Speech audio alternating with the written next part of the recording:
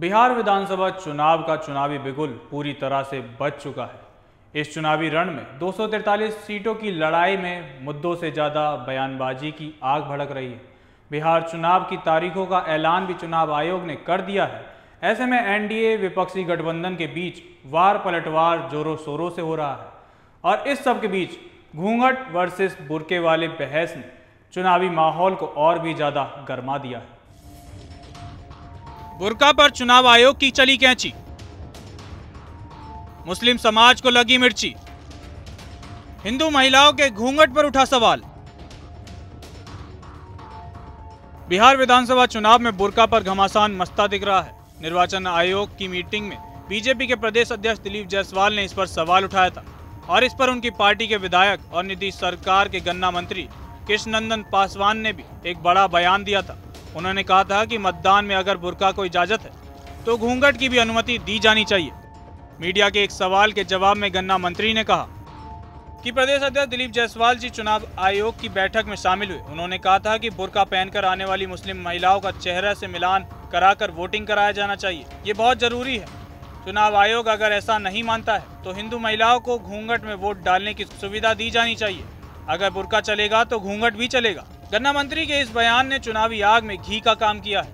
और फिर क्या था, विपक्ष ने भी मौका ताड़ लिया। आरजेडी ने बीजेपी पर सीधा हमला करते हुए कहा कि ये सब वोट बैंक की सियासत है। आरजेडी प्रवक्ता मृत्युंजय तिवारी ने कहा कि चुनावी प्रक्रिया पहले से पारदर्शी है। बीजेपी बस ध्रुवीकरण की राजनीति खेल रही है ताकि अल्पसंख्यक महिलाओं को निशाना बना सके। तो वहीं इस पूरे मामले पर कांग्रेस कैसे पीछे रह सकती थी। कांग्रेस ने भी बीजेपी और जेडीयू पर धर्म के नाम पर वोट बटोरने का आरोप मढ़ दिया। विपक्ष का कहना है कि चुनाव से ठीक पहले घूंघट और बुर्के जैसे मुद्दे उठाना असली मुद्दे जैसे रोजगार, शिक्षा और विकास से भटकाने की कोशिश की जा रही है। हालांकि जब मुख्य निर्वाचन आयुक्त ज्ञानेश कुमार से सवाल किया गया कि बुर्के और घूंघट में आने वाली महिला मतदाताओं की पहचान के लिए क्या प्रबंध किए गए हैं, इसके जवाब में मुख्य निर्वाचन आयुक्त ने कहा कि जहां तक बुर्का नशी की बात हो रही है, पर्दा नशी की बात है, तो पहचान के लिए हमारी आंगनवाड़ी सेविकाएं उपलब्ध रहेंगी। जरूरत पड़ने पर जांच होगी। निर्वाचन आयोग का स्पष्ट दिशा निर्देश है कि मतदान केंद्र पर पहचान का सत्यापन होगा और उनका कड़ाई से पालन होगा। आपको बता दें कि मुख्य चुनाव आयुक्त ज्ञानेश कुमार ने बताया कि बिहार की सभी 243 सीट पर 2 चरण में चुनाव होंगे। पहले चरण के लिए 6 नवंबर को और दूसरे चरण के लिए 11 नवंबर को वोटिंग होगी। वहीं चुनाव के नतीजे 14 नवंबर को जारी किए जाएंगे। उन्होंने आगे कहा कि चुनाव को लेकर आयोग ने तमाम तैयारियां पूरी कर ली हैं। एसआईआर पर राहुल की आपत्ति के सवाल पर मुस्कुराए सीईसी। बिहार में स्पेशल इंटेंसिव रिवीजन को लेकर शुरू से ही सवाल उठ रहे हैं। विपक्षी पार्टी लगातार इसको लेकर केंद्र सरकार और चुनाव आयोग पर सवाल उठा रहे हैं। सोमवार 6 अक्टूबर को जब मुख्य चुनाव आयुक्त ज्ञानेश कुमार से राहुल गांधी द्वारा एसआईआर पर की जा रही आपत्तियों को लेकर सवाल किया गया तो वह पहले मुस्कुरा उठे।